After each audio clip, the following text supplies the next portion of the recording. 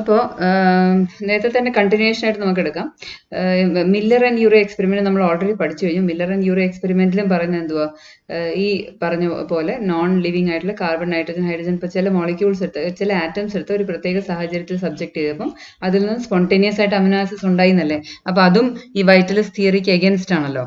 Okay, ഇനി അങ്ങനെ ഈ പല എക്സ്പെരിമെന്റ്സിൽ നിന്നും what people believe that living things they obey standard laws of physics and chemistry. Non living ആയിട്ടുള്ള മോളിക്യൂൾസ് പോലെ തന്നെ living things also obey standard laws of physics and chemistry and there is no vitalistic force which requires to explain life at molecular level. അതായത് molecular ലെവലുള്ള ലൈഫിനെ എക്സ്പ്ലെയിൻ ചെയ്യാൻ ഒരു പ്രത്യേകിച്ച് വൈറ്റലിസ്റ്റിക് ഫോഴ്സ് ഒന്നും അതിൻ്റെ പിന്നിലില്ല.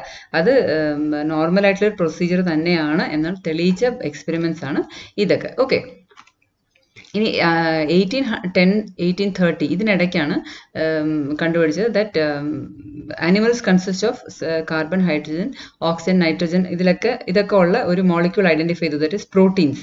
അത് 1838 1850s to 1890s carbohydrate, lipid, nucleic acid എല്ലാം കണ്ടുപിടിച്ചത്.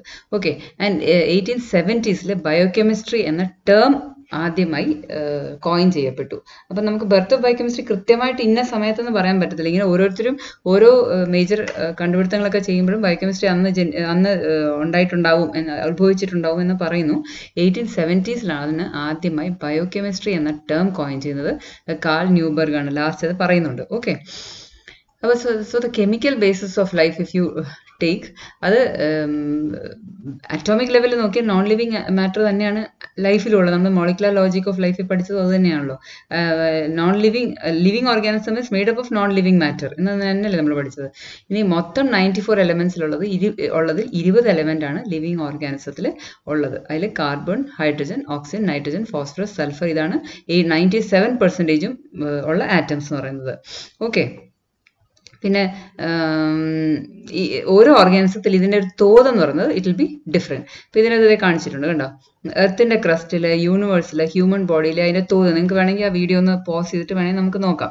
അതായത് ഹ്യൂമൻ ബോഡിയിലുള്ള എമൗണ്ട് നോക്കുക, ഒരേ സാധനം. ഇപ്പോൾ ഹൈഡ്രജൻ തന്നെ എടുത്ത് നോക്കിയാൽ 3 തമ്മിലുള്ള കമ്പാരിസൺ നോക്കുക.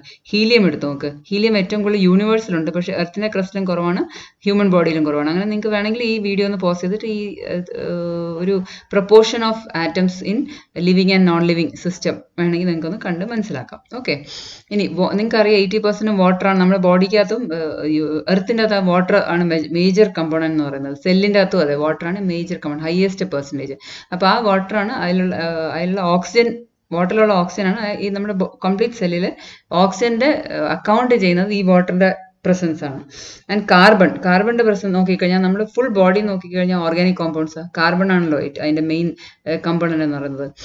അപ്പം compared to rest of the universe living ഓർഗാനിസത്തിലാണ് കാർബൺ ഏറ്റവും അബണ്ടന്റ് ആയിട്ടുള്ളത്. പിന്നെ മറ്റ് elements like silicon, aluminium, iron ഇതെല്ലാം എർത്തിന്റെ ക്രസ്റ്റിലാണ് കൂടുതലുള്ള. സെൽസിൽ വളരെ ട്രേസ് എമൗണ്ട്സേ കാണുള്ളൂ. ഓക്കെ, ഇത് ഓടിച്ചിട്ട് ഞാൻ പറയുകയാണ്, നമുക്ക് ആ ഹിസ്റ്ററിയിലേക്ക് സ്കോപ്പിലേക്ക് എത്താൻ വേണ്ടിയിട്ട് പറയുന്നതേ ഉള്ളൂ. ഓക്കെ.